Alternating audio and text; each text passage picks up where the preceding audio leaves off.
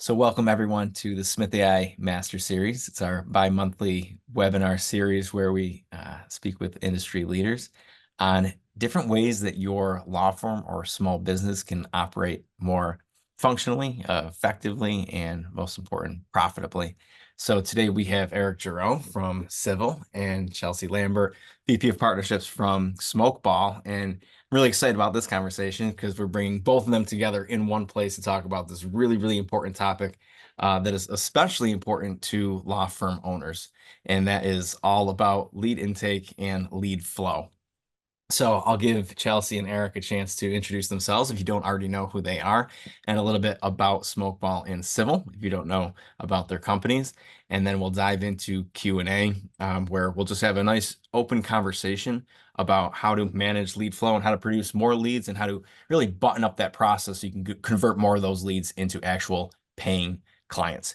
If you have any questions throughout this 45, 50-minute discussion or so, you can pop them into both the chat or the Q&A. I will be looking at both screens here and managing those, and I can offer those questions up to both Eric and Chelsea, and we'll have a nice fruitful conversation here. So let's go to Chelsea first, and then we'll go over to Eric.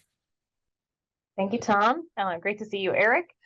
Both Smokeball partners. My name is Chelsea Lambert. If we have never met online or in person before, I've been working with solo and small firms for almost 19 years now on every area of their business. So from marketing to lead generation, lead conversion, all the way through to the technology that they choose to manage their cases, as well as bill their clients and generate online reviews. So I am here to answer any of the technical CRM, lead nurturing, engagement, billing, collections, online review, technology questions today. And super excited to be here with two of my most favorite partners. Awesome. I feel the same way. Excited. My name is Eric Giroux, VP of Strategy and Operations for Civille. It's pronounced Civil, although it's spelled Civille or Civille, depending on your language of origin. And we are marketers in the legal space. So we help firms rank on Google for their practice area in their market area. So when we talk about lead funnel, we're top of funnel. We're trying to take Google searches, turn them into website traffic, turn them into leads and prospects for your firm. Been in the legal space since 2020, but been doing marketing, website, Google Business Profile, content marketing for a couple decades now. Previously for car dealerships, not at all related to the legal space, but a very highly competitive space where we had a successful business that sold in the 20 teens and kind of starting it all up again, taking our learnings from that industry and applying it to the legal space.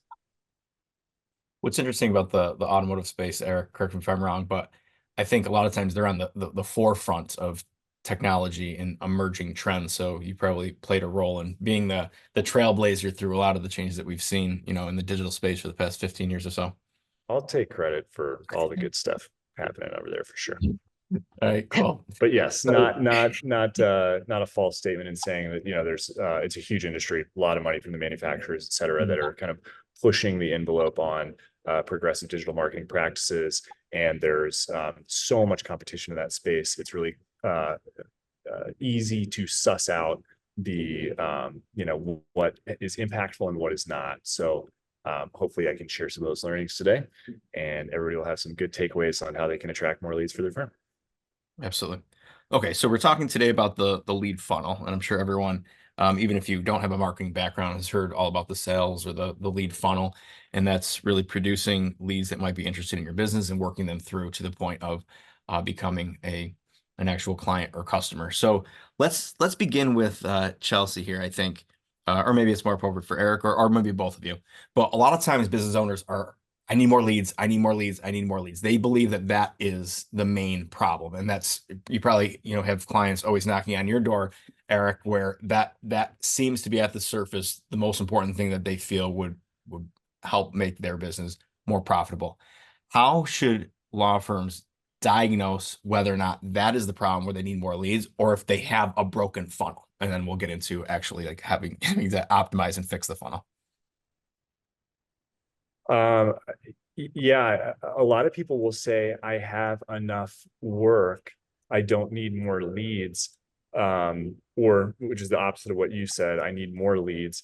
Mhm. But ultimately, our position is that you're always going to be better off having your pick of the litter, where even if you have enough leads and you can just take next up, certainly it's beneficial to be able to say, well, I want all of the leads. I want to rank first for my practice area in my city and state so that I can decide which of the leads I want and which I want to refer out or which I want to pass on. So, there's always a case for wanting more leads, if not to get more billable hours, but to choose the cases that are going to be most profitable for your firm.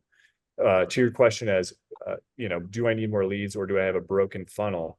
Inspection of all of the KPIs, is the great place to start, right? Like it's the only way you can really get a sense of benchmark and where you're at. And so there's different KPIs at different stages of the lead funnel.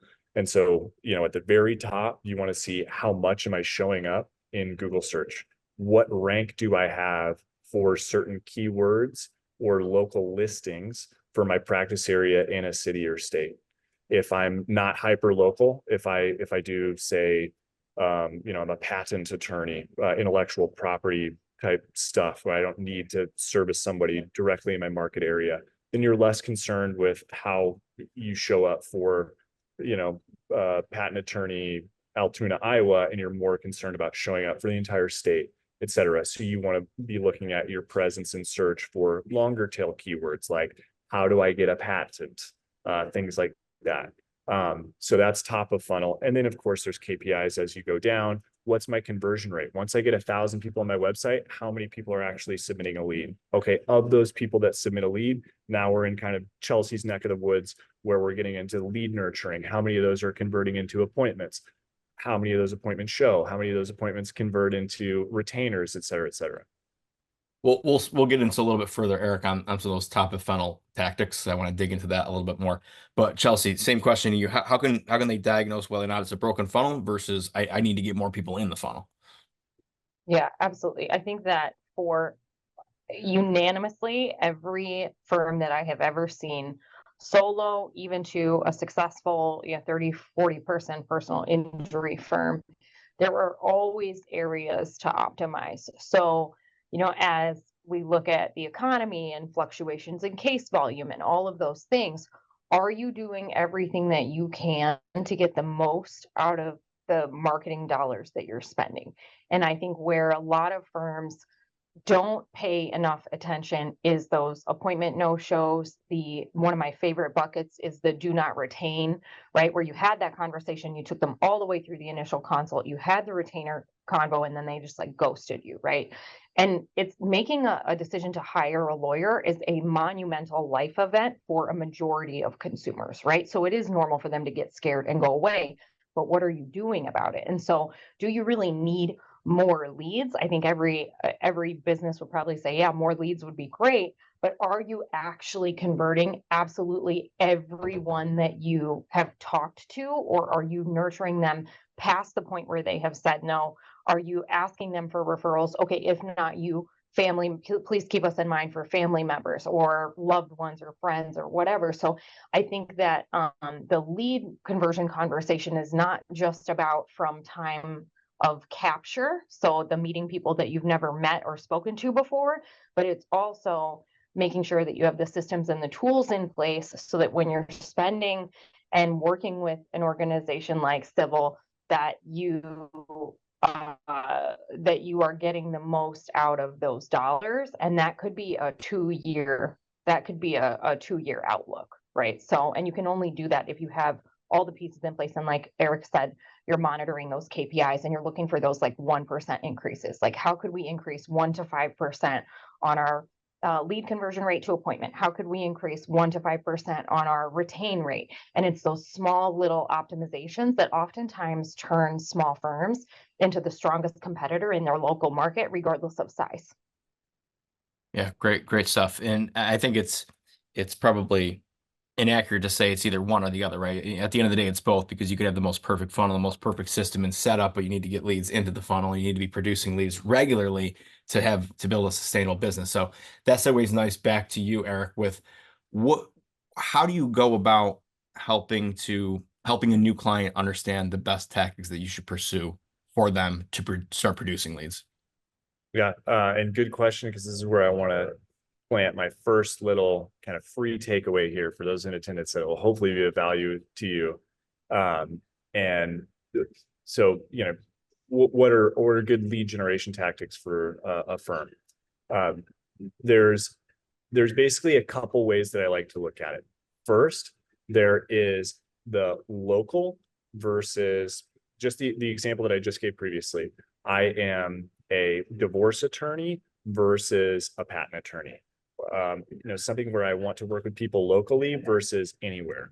So I would say most of our business, 80-90% of our clients are kind of those local attorneys where you want to rank first in your personal injury in your market. So let's look at that kind of cohort of law practices first.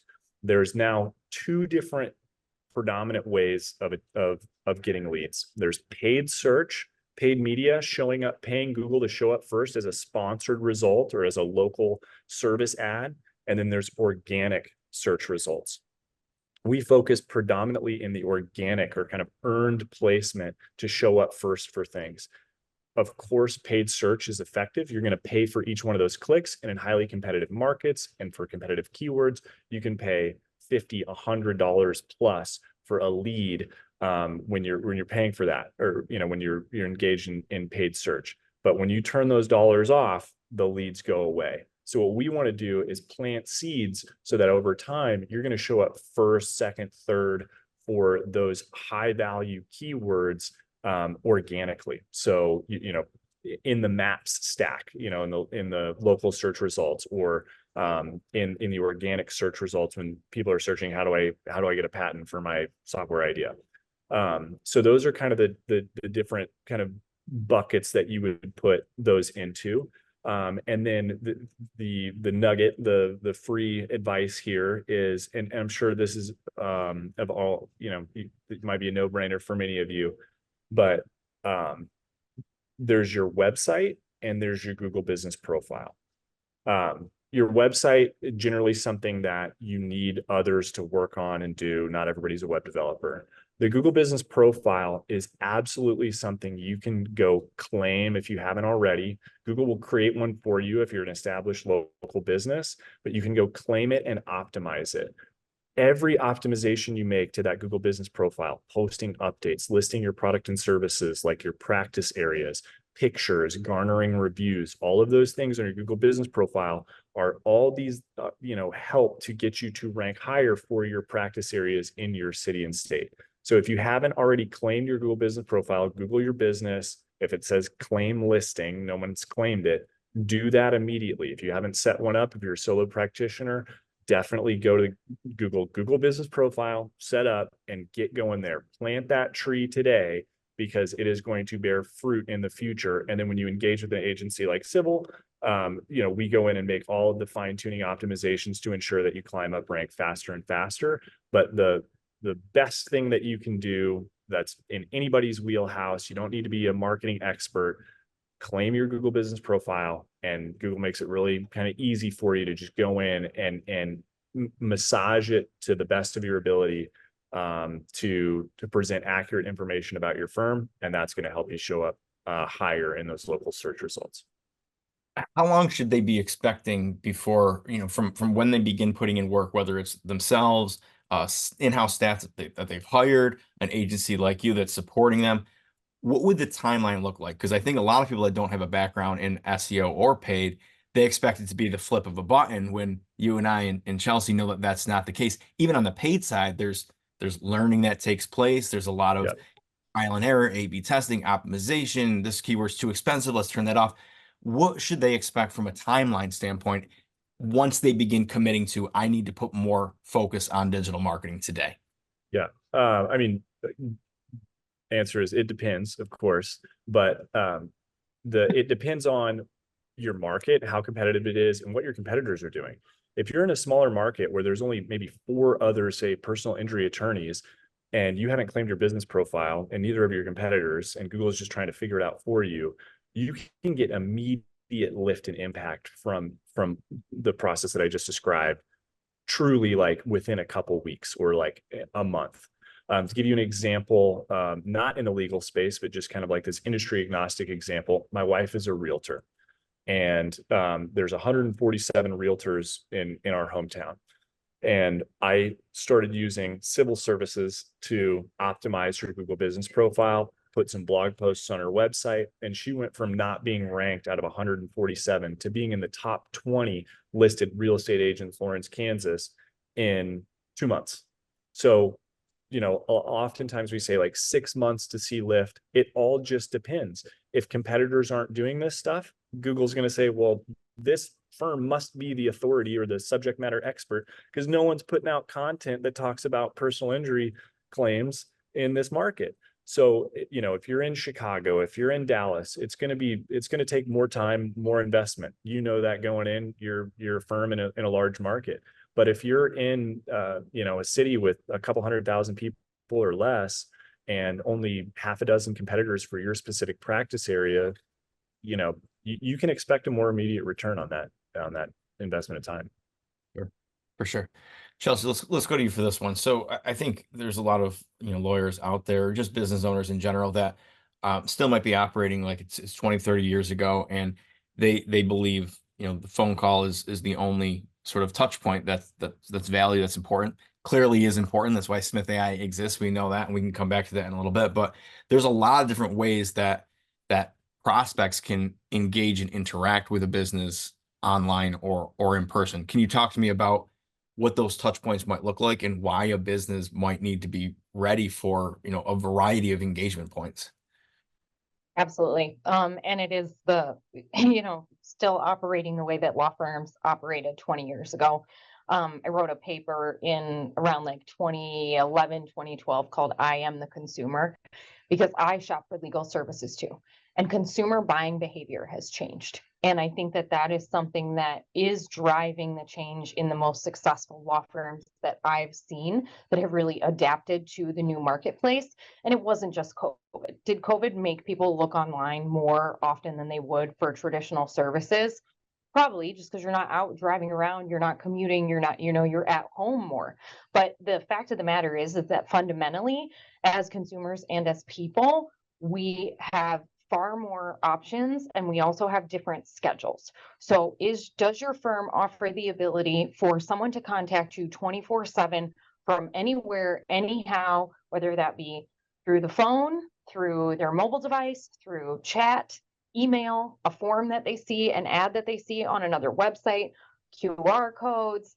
Texting is a big one too now, one of the most preferred consumer communication vehicles. I see appointment booking that is facilitated through text and a service like Smith.ai with those like, you know, follow-ups in an actual phone sequence. The numbers are staggeringly different, right? And so it's not about one specific thing, one specific vehicle or one specific technology. It's about offering consumers, meeting them where they want to talk to you, and offering them ways to talk to you in their preferred communication method, whether that be through a live chat on your website, meeting you on social media, and texting a number that they can get a booking link back from. If you look at social media advertising and the lawyers that are really doing it well, they have a beautiful funnel from a social media ad or a video or a reel or something like that that goes into their lead generation sequence. So to me, it's about meeting the consumer where they are, wherever that might be in the world at any time of day or night when they have that thought that they need to talk to a lawyer. And a majority of the things that they need, they're not thinking about while they're at work. They're thinking about when they're at home, right? When they finally have that downtime, when you're closed. So it's about offering communication options, 24/7 availability, and that the law firm does not have to staff. That's why Smith.ai exists and is amazing at what you do. And then that also gives Eric and his team the ability to really drive traffic, because they don't need to worry about you can't segment when somebody finds you on Google. Like you can't run, and Eric, correct me if I'm wrong, but it wouldn't make sense to run ads only between 8 a.m. and 5 p.m., right? Like you want to make sure that you're all visible to them all the time. And so you need to create that bridge where they can connect with you at any time of day from anywhere. Yeah, I think they used to say like 7 touch points to make a sale, and I think that number last I saw it was like 30 plus. And now they're just putting the plus sign there because it ranges so much from industry to industry. But we know, I mean, the fact of the matter is it's a lot of touch points, especially with a high value deal like investing in a lawyer. You could be dropping, you guys know, on the line. I mean, it's your profession, $10,000, $15,000, whatever your practice area is. That's a lot of money for people to not be able to pull the trigger with, seeing your ad once. I mean, there's a lot of times they need to be re-engaged with who you are and what you do. And there's so much noise. Like, look at how much email you get. Look at the push notifications every time you install a new app on your phone. Like, you have to find ways to cut through the consumer noise because you're competing with their Instacart order or their Amazon cart or whatever it is that they clicked on social media that they're being retargeted for that day. So you have to be, I totally agree with the 30 plus touches, is that the view count is much, much higher now. And So one little, better. I was just gonna tack on one little thing. Like I totally agree with that. Takes a ton of touch points to stay top of mind, kind of remember that brand. A lot of billboards.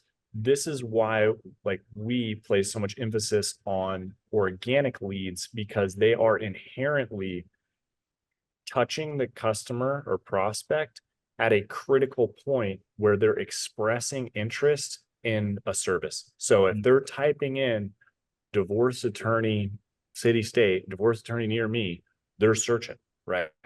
They're looking to contact a divorce attorney today, not like, oh, I saw a divorce attorney on a billboard 3 years ago times 30. And so now I'll know to call them. So that getting organic rank for those high value keywords is truly invaluable, because if you're ranking first for these things, then you're ensuring that you're getting the most important visibility at that critical juncture. Like, I'm expressing interest, I'm ready to make a call. By the time that takes place, that brand building is so powerful though, because if you've already seen Right. a company, if you see that this one has a 4.8 rating over this other one, like all of those signals are going to weigh into them deciding, hey, I'm ready to commit to this firm over another. 100%. 100%. So Chelsea, I'm going to come back to you on this. So we've kind of addressed the top of funnel, some tactics and some ideas on how to generate more people into the funnel, get them on your site, get them calling you, chatting to you, texting you, whatever that touch point might be. Where you talk with so many law firm owners, especially solos, where are a lot of things going wrong from entering the funnel to them getting them on the phone or having a conversation and beginning that intake process? What is broken in that very first part of the funnel? Oh, let me count the ways. There are so many things. One, just the simple notion of getting the person's contact information into one system, right? So I always say, and I taught an online course for a long time on just how to audit. If you were to write down every single way that you get leads, right? So referrals, the form on your website, the phone, and just really like build that out like a web, right? And in the center, you have maybe your case management system, maybe you have a CRM. How does everything from each one of those sources get into that system? And that's one of the biggest things that I see is broken. Oh, well, we take down their information, maybe it sits on a post-it for a little while, or the leads from our website go into an email address, and then somebody physically takes that out, and then at some point throughout their week, when they have a second, they enter that into their system, right? So one, the leads are not being accurately tracked. They're coming in from all of these different sources. And so every second that it takes, and I know we're going to talk about speed to lead, but every second, every minute that it takes, when I shop for a law firm, you know what? I call 5. And I can guarantee you that 2 are not even going to get back to me until probably 2 weeks or a month later. And I do this all the time. And it's no different now than it was 10 or 15 years ago. One of them is going to call me same day. And then the other 2 are going to trickle in and call me back somewhere between a week in that 1 to 2 week period. That is atrocious. And the one that I usually hire is the one that calls me that first day. And so one, it's because it's visible, it's coming in, someone is notified, there's a system. So there's a lack of systems, but there's also a lack of a plan of who's responsible for calling the leads. What is essentially the response time? Do you have a standard or a set requirement for when a lead should be called? And this is a hard thing, because if the answer is no, I don't actually have time to do that, or what happens if I'm with a client, or I'm in trial, or I'm at the courthouse, or like whatever it is, then you are wasting the one, very precious leads that are very hard to get, and 2, the precious marketing dollars that a lot of solo and smalls don't have to burn. So an investment in a solution like Smith.ai, or a automated lead nurturing tool like a CRM that's going to capture that and immediately send them, hey, so happy that you filled out a form on our website. Here's a way to book an appointment with us. If you can't do it with physical human touch, then find a way to automate it with technology to close that gap, because you're literally lighting money on fire. And it's also a bad experience and impression of your brand in the marketplace. So it's not good when you do see it all the time, especially for smaller firms, where someone will write a review and say, I called this law firm, I talked to them for 5 minutes and I never heard anything again, right? So it also can create brand damage in your local area when people start to voice those comments through reviews. So, looking at the marketing tech stack, or what the overall tech stack is for your law firm, that's a really critical piece, where if you can't afford to hold that level of response time to a certain standard, then you really need to look at ways to fill that gap. And there are incredibly affordable options like Smith.ai, where you could even take the entire list of people who came through or old leads and say, Smith.ai, hey, can you guys just outbound call these people and see if you can book some appointments this week? It doesn't have to, it's not that hard. Yeah, I had a similar experience not too long ago with HVAC. It was like the first cold day of the year. Called up, messaged 3 HVAC dealers through live chat. One never, still to this day, it's been 2 years and I'm, still waiting for a call back from this one. One was a couple hours and one was 5 minutes. And I did business with one with 5 minutes, because you're already in that buying state. Like Eric said, by the time you get to that point when you're searching them out, you're ready to start making decisions at that point. So you don't have time to lollygag and wait. So speed to lead, incredibly important. Literally every minute that you delay to get back to that client, your conversion rate is degrading. The stats prove it. The stats are out there. Every minute that you wait when that phone rings to call back, or that form fill comes in to call back, you're offering up the opportunity for competitors to get that business instead of you. So Eric, coming over back to you, you've dealt firsthand with clients where you've produced them leads on a silver platter and say, what did you do with these leads? Did you close these deals? And they weren't closed because they didn't get back to them in time, which is why you've put together a system with Smith.ai and Smokeball, and you've kind of built this offering where it's all bundled up, nice, wrapped in a bow. Tell me what those conversations were like, and what you went through to kind of question how the clients were failing to call back on leads, and how they were just dying on the vine. Yeah, well, I mean, typically we're trying to address those things before they start. All this stuff makes, like, I'm sure everybody listening is like, yeah, of course it's important, and we have processes in place, and but the more you can do to make it that you do less, the better. So the more that you can say, as long as that lead is going into Smokeball, or as long as I have Smith covering my phones when I'm closed, I'm good. And then you don't have to worry about, if you're engaged in paid media and you're spending $42 for a single phone call, if that gets to an answering machine, like, Google doesn't refund your $42. They delivered the phone call, right? So you have to make sure that it's being fielded. So you're burning money especially if you're paying per lead. You've got to have these systems in place. And to echo what Chelsea said about everything in one place, so that I know my processes are the same regardless of lead source. Super important, because you might have a killer follow-up process for when you get them through referrals or for whatever lead channel you have. But like the idea is to develop a, you know, best in class, bulletproof, speed to lead follow-up process that works for no matter where the leads come from. And that way, as you learn and you get more and more at bats, you make those slight tweaks to the message response, to the script on the phone call, whatever it is. You're doing that for all lead sources, not just the ones that come in through the website. So anything you can automate to skip a step, to skip you know, any sort of human involvement from your firm is going to be a value.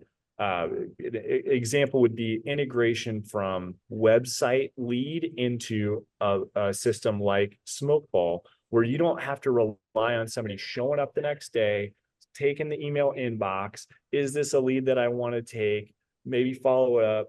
If I like it, then I'll put it into my case management system.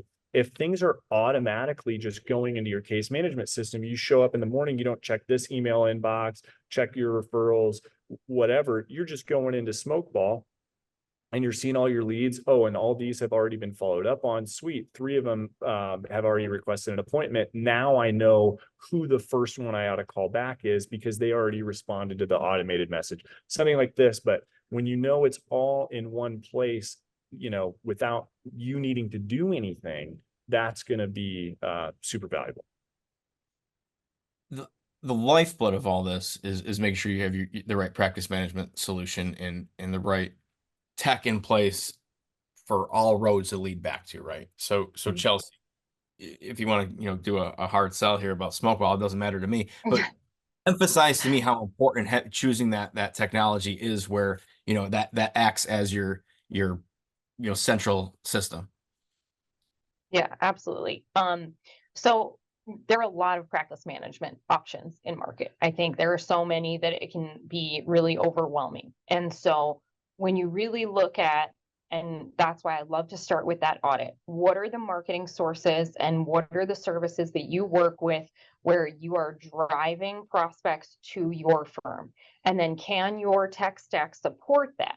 And really walk through if that first half, and at Smokeball, we divide it into 3 phases. Get the work, do the work, bill the work, right? So in the get the work function of your law firm, does your software support bringing in leads from different sources? Then do you have features and functionality that allow you to immediately send out an intake form? Is it specific to your area of law? I personally believe that we have hands down one of the most beautiful mobile friendly intake systems that is unique to area of law. So I'm not just sending you name, address, phone number. I am sending you, and there's data around this and why it's so successful. I am sending you a family law divorce intake. I am sending you an estate plan intake. And then the consumer is engaged. And there is data that shows that when you use a digital intake or a lead form that has very detailed information about their case, they become invested. Right. And so they're already like, oh, well, I've already given this firm all this information. I took all this time to like fill out all of this information. And then the beauty of Smokeball is that for us, because we are practice area specific, it can start to auto populate forms, right? Like, oh, I'm going to take all this intake information and I'm just going to send you immediately a turnaround and send you a retainer agreement for e-signature, right? And then we're going to get you into initial consultation or retainer payment. So walking through that ideal journey and from speed to lead, speed to intake questionnaire, speed to scheduling, like how long does that physically take? How many different pieces of software are you using? And does it make sense for you to invest in a practice management system that has more of those features and functionalities in-house? So that is one scenario.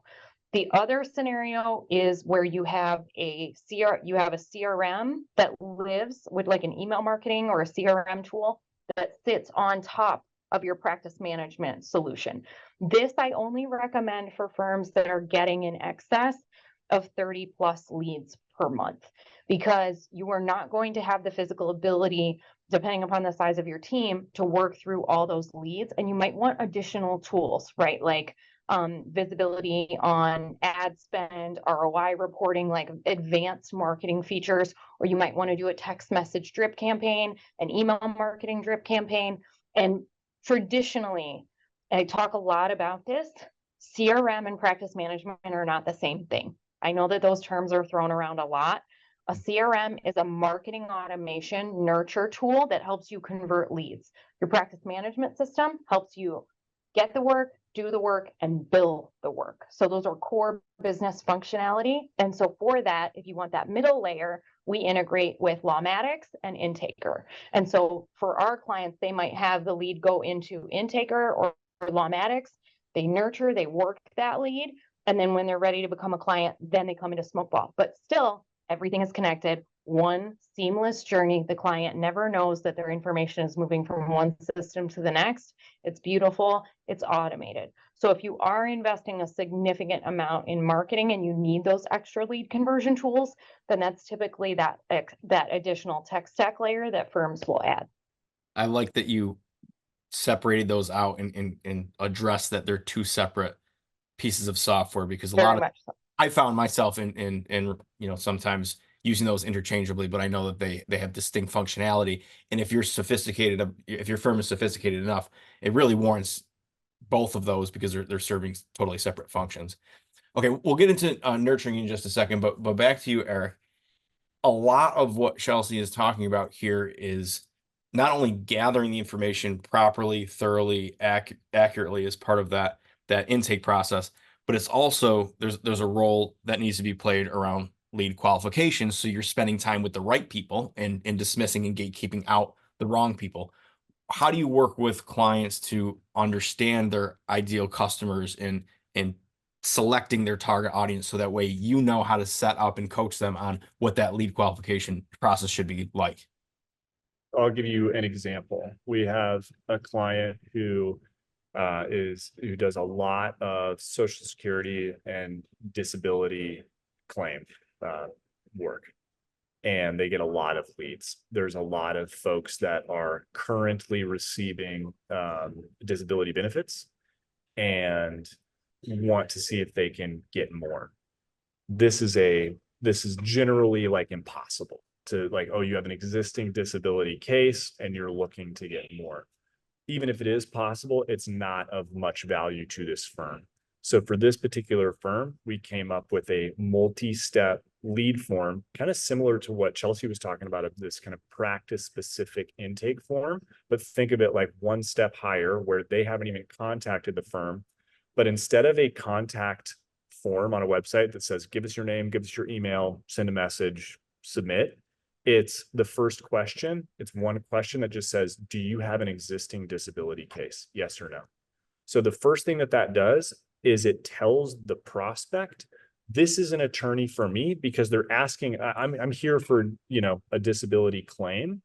So I'm qualifying myself as the attorney to say, I work on this stuff. I can help with disability claims.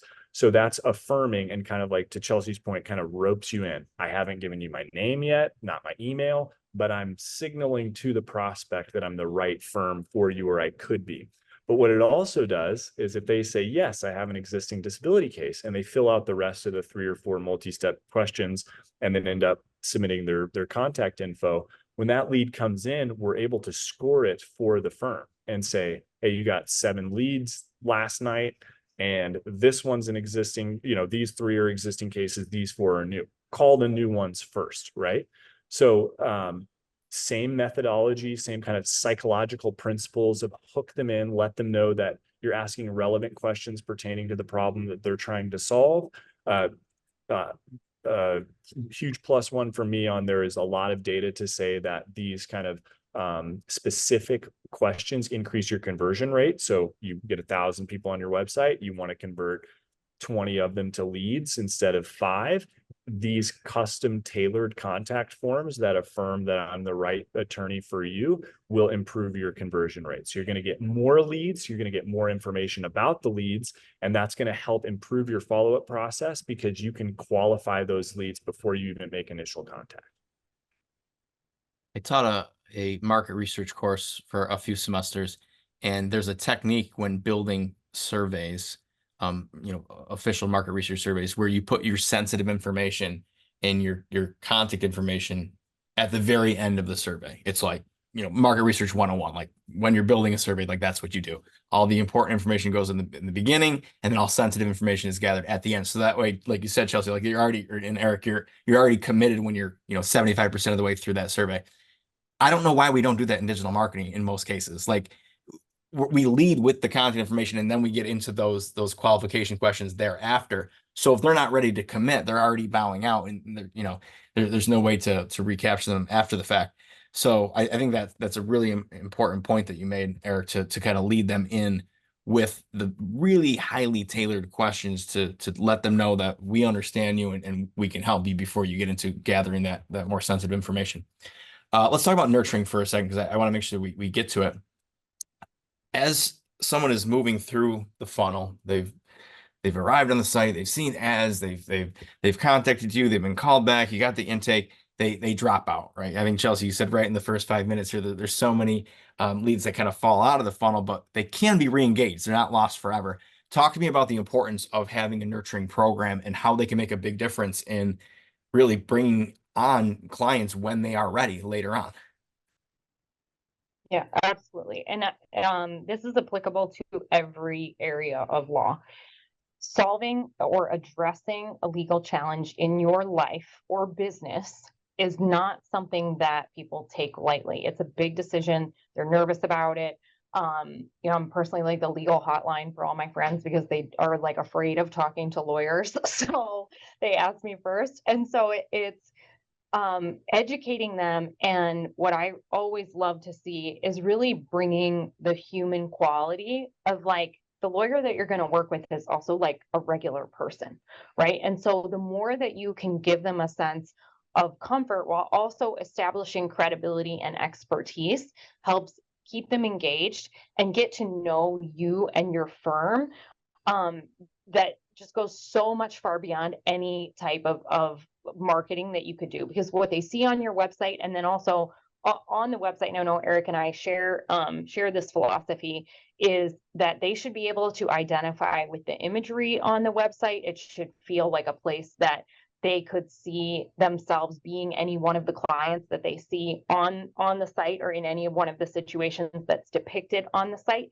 So when you enroll them in a nurturing journey, and that can be done through email, through text messaging, are you really folding in pieces of information like a video introducing yourself, which is one of the reasons I love the Intaker CRM, because they actually have a video preview chat that goes into like a chat bot qualifier with the leads that are collected. So they're meeting the attorney through video 24/7 for the first time and getting to know them.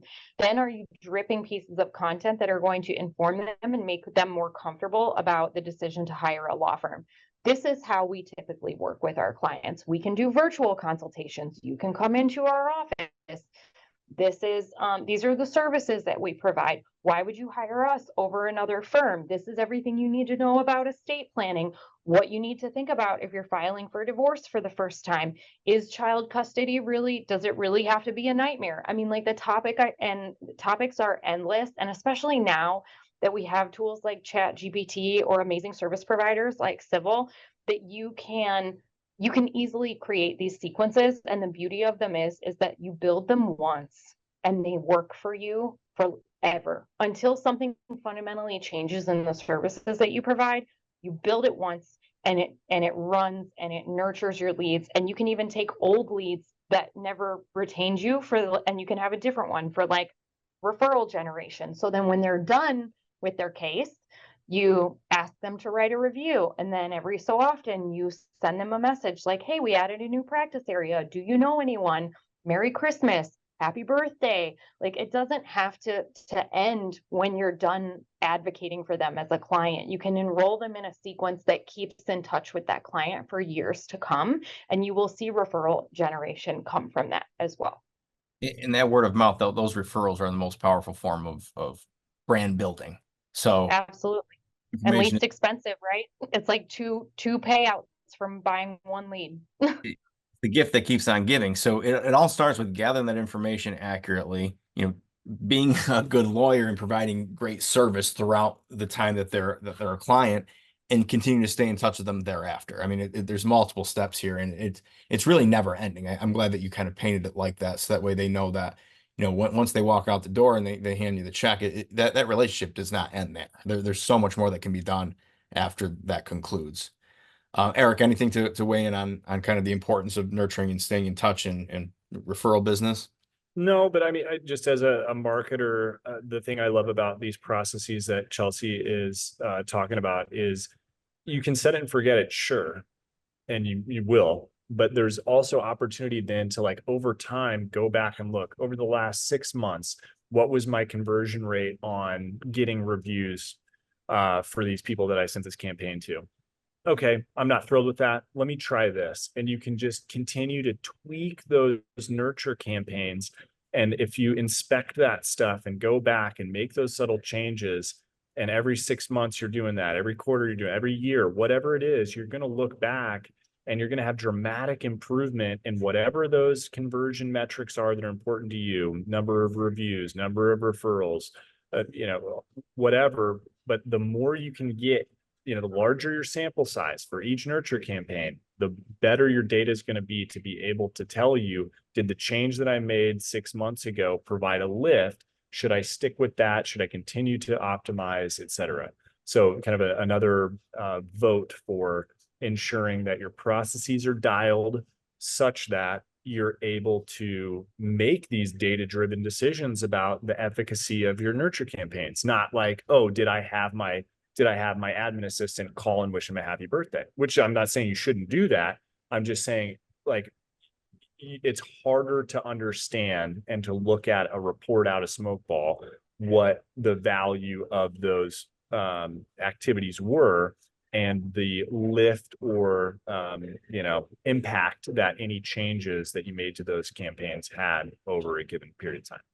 Well, let's get into that as kind of our final question. But first, I just want to say, if anybody has any questions, feel free to drop them in the chat or in the Q&A, and I can offer them up for Chelsea and Eric to answer. But the last question from me is let's drill down, one layer further. What are those actual KPIs? Like, how often should they be looking at reports? How often should they be changing the way that their funnel looks, or the emails that they're sending, or the conversations that their intake specialist is having? How often should changes be made? I mean, I'll start with top of funnel KPIs. I mentioned them briefly at the top of the call, which is I want to see how much am I showing up in search? How many impressions am I getting? Like, people had an opportunity to click on my business but didn't. How many clicks, how many visits to my website am I getting? So traffic, those traffic sources, does it come from social? Does it come from Google? Does it come from referred from other sites? Is it from a press release? And then that conversion rate on the website, what pages are they looking at? Which pages have the highest conversion rate? Where should I be funneling traffic? And of that conversion rate, then we start tying in this is where we look at the efficacy of those leads once they hit a case management system like Smokeball. Of the leads that I got from this cohort, say organic search, how many of those were retained? Of those that were retained, how much did they make? And you can start to get this huge holistic understanding of, like, oh man, yeah, I get a lot of leads from all these places, but the ones that make me the most money are the ones that come in from XYZ lead source. And then you're able to go and make those tweaks. As far as how often should I do this? As often as you can on your own, but that's the benefit of retaining, like an agency or somebody where we're doing it monthly. We're committed to have an account manager review these types of metrics and reports with you every month, so that you got a good sense of what your business is doing and what's being done to optimize it. So I would say monthly. I mean, that's kind of like what we do. But if you're doing it on your own, as often as you can. One of my biggest pet peeves in the world of marketing is the argument over soft metrics or vanity metrics, likes, impressions, clicks versus your hard metrics, your actual form fills and your leads. It's like, it doesn't have to be one or the other. It's both of them are valuable because one is showing you the interest and the intent, and you're not going to have the hard metrics, the form fills, the phone calls without the soft metrics. So they both work together, and the soft metrics are giving you an indication as to what you need to change or do differently in order to get more of those form fills, of those leads coming in. So it drives me nuts when marketers get into those arguments, but story for another day. Chelsea, last question here is the KPIs to be looking at towards the bottom of the funnel, and how often should they be measuring it and looking at the KPIs that live inside of Smokeball, let's say?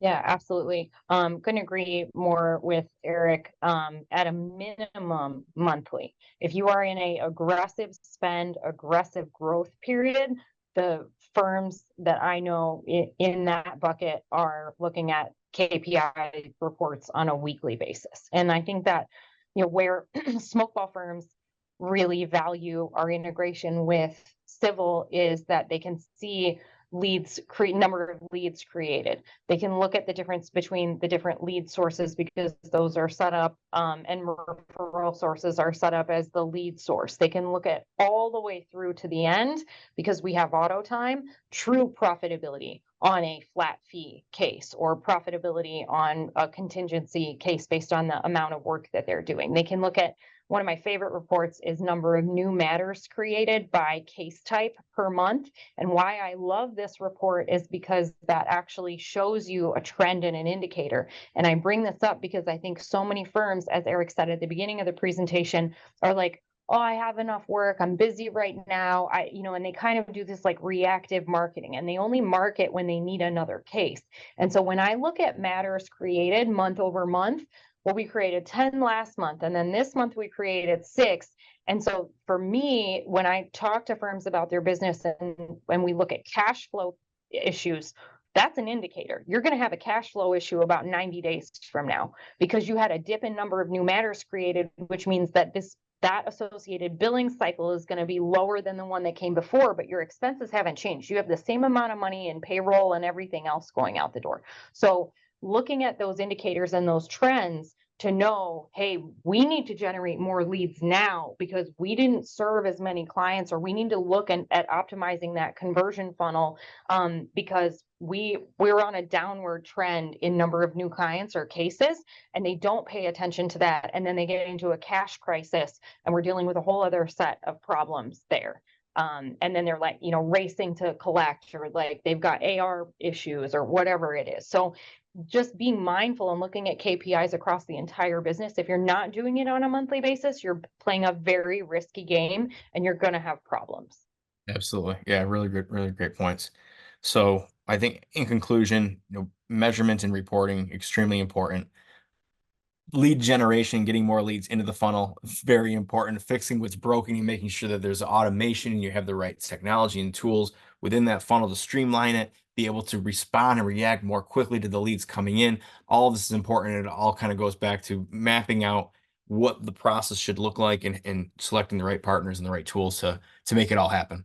So Eric, Chelsea, really appreciate you guys taking the time to be here and be a really rich source of what it takes to build a really great lead funnel and lead flow. And for everyone that attended, appreciate you taking the time. I'm going to send an email right after we get off the call here. It will have Chelsea's information, Eric's information, and it will also have a playback link if you want to reference anything in the video.